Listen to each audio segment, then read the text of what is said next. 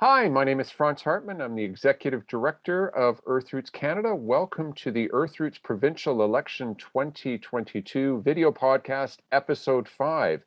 It's Thursday, May 19th, and with me today is Gord Miller, Earthroots Board Chair and former Environmental Commissioner of Ontario. Hello, Gord.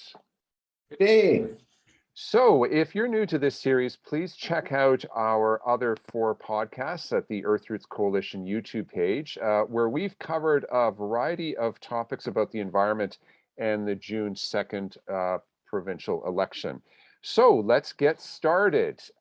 In today's episode, we're looking at how environmental issues have been portrayed in the election so far.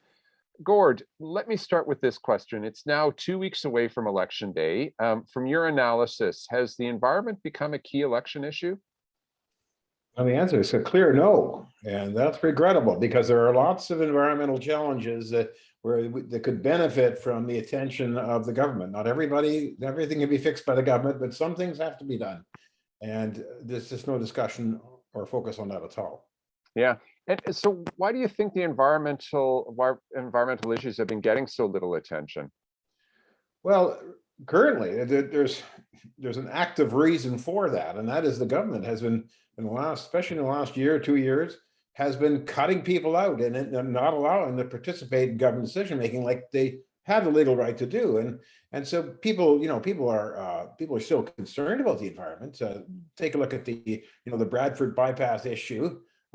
People are saying, how could this be? And how come nobody's paying attention to the endangered species? And well, but the formal mechanisms to really allow them to get those questions answered and participate with their own views have been denied. The government, canceled any environmental assessment of the Bradford extension. So on and on again. We've been, Earthroots took the government to the court for their barring people from participating, and we won, but it didn't, it didn't stop them. There's a new group of environmental people taking the government to court for the same thing. People are not being allowed, informed and allowed to participate in things like the loss of the green belt. They're still, or endangered species loss. They're still concerned, but they don't know how to engage because the government's cutting them out.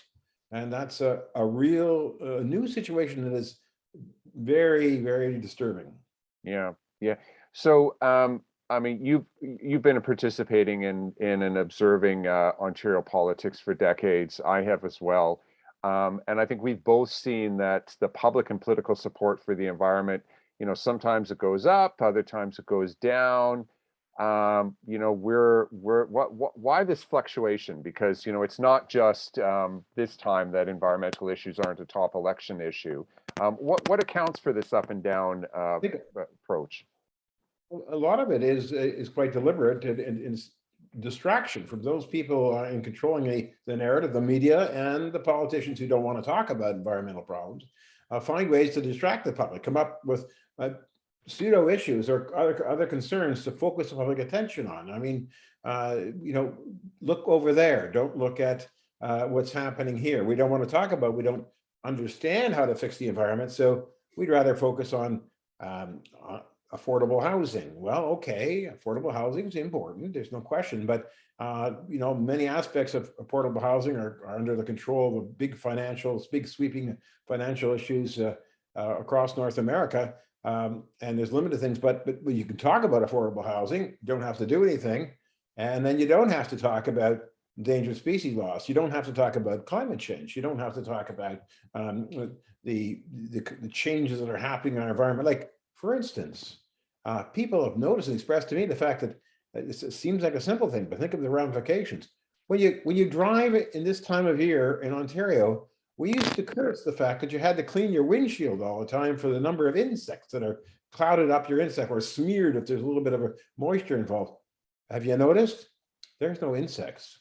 There's no blocking of the windshield.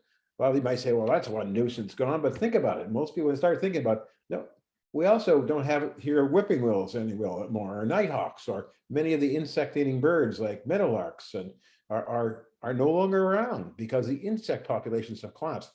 Well, we may not, as lay people, understand sort of what's involved or how important that is, but we have an intuitive sense that things are going wrong, and what we won't get a concern until somehow the focus is on that and there's public attention paid to it. rather than being distracted by the latest distraction of the day. Yeah. So, it's no doubt the political parties and other, powerful interests help set political agendas, but the environmental movement does also has some capacity to do that. Looking back, and given where we are today, and I should note for viewers that just in the news today, Environmental Defense released a report about the government's track record on climate action, and it's got some media, and there was a couple of pieces that have been in the news. So it's today was actually the first time since the election was called that we did get some media on the environment. But looking back, what would you have advised the environmental movement to do differently to make the environment a key issue? Like if it was we could turn back the clock and go on a time machine, what would you say to environmental leaders a year ago to get them or to change things, or was there anything we can do? Sure, there is. And what have we done differently? We've become very quiet. I mean, and COVID had something to do with that.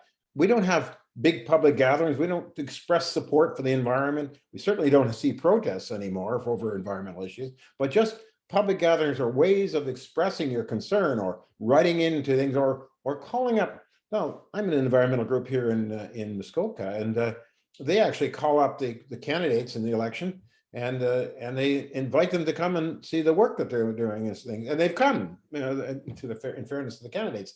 So, but to show the politicians that the public is really concerned, and we've become complacent, and that what we should do differently is not become complacent, could come out and say, no, these things matter. They need proper attention.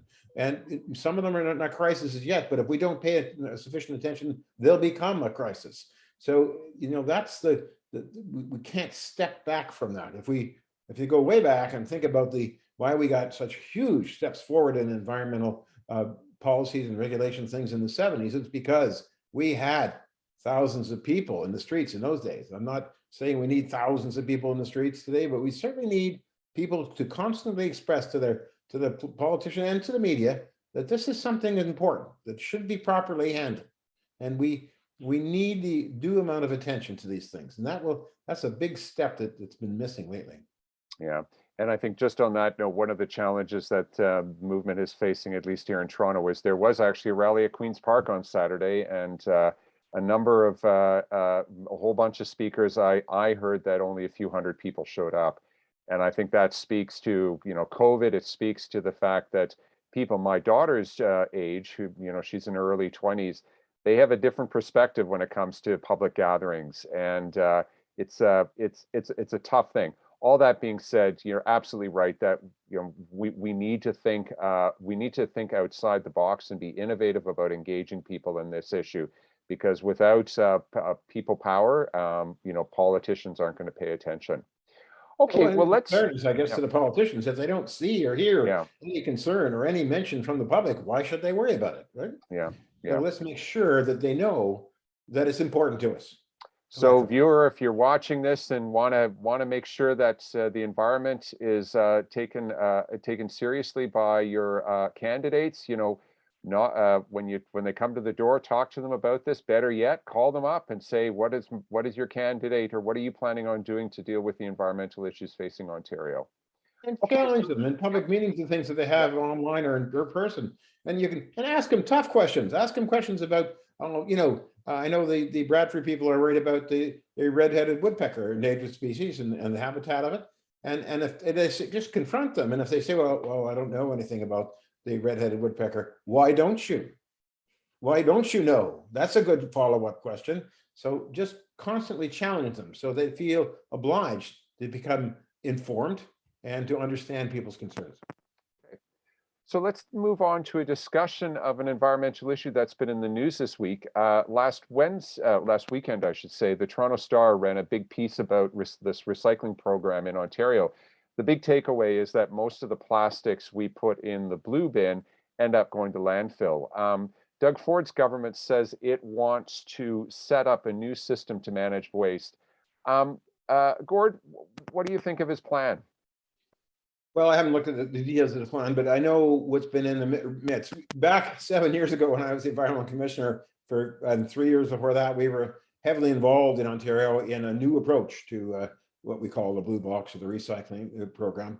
And the first thing I want to comment about what plastics going to landfill, if we do it right, we know that we can successfully divert plastics usefully, and there have been some very successful projects in Ontario. And I guess I shouldn't mention the brands, but there are familiar brands for people buying, say, beverages in plastic containers that are 100% recycled Ontario waste because they were properly handled. The big plan, the big change that they're working on for so long is essentially one in which we, the Blue Box is a wonderful program, but it's getting kind of old, and the parameters are changing, and it's not as efficient as it could be, and that's why we get losses and waste. But we're going to make the producers of the packaging more and more responsibility. They've always been paying some of the freight, if you like, about half the net cost of municipalities of the blue box is paid by the producers, but their producers are saying, look, you give us more control over this stuff, we'll pay the whole shot, right? But we have to be able to collect it away in an exclusive way and keep things clean and keep things segregated in a way that we can optimize the value captured by the system. So that's what they're heading to do. I haven't seen the details. I mean, it's very complicated. It depends on each stream of material. But fundamentally, conceptually, it's not only a good idea, it's absolutely necessary. It's the next step that now, hopefully, this current government finds their way to do it right and not bumble it. But if assuming they can pull it off and make the producers more directly responsible for the recycling material to make it more successful and to transfer the costs back to them, then it's a good thing. Okay, so let's end with a question submitted by an Earthroot supporter. Peter wrote, from an environmental perspective, who won the leaders' debate on Monday? Now, Gord, I know that you were providing color commentary for a media outlet on the debate. So who won from an environmental perspective? From a wide number of perspectives, but certainly environmental perspectives, Mike Schreiner of the Green Party clearly excelled, clearly outstruck it. I mean, Stephen Del Duca didn't really deal with anything environment. He didn't really display any confidence that he would do new and dynamic things in that regard. Andrea Horwath of the NDP, she has in the past taken some very good policy, produced some good policies. Of course, she's never been in government, but so there's some strength there. And well, Doug Ford is Doug Ford, and I don't look to Doug Ford for anything promising and strongly intellectual about improvements in the environmental field. And I was not surprised on that evening. But Mike Schreiner was clear, and he was succinct and sincere, and he was the one that brought forward very powerful the prioritization of climate change is necessary in our society as an issue. And Mike Schreiner clearly, to me, stepped out of front of the pack, which was interesting to see, because that was his very first time that the Green Party leader had been involved in the debates of all parties in an election.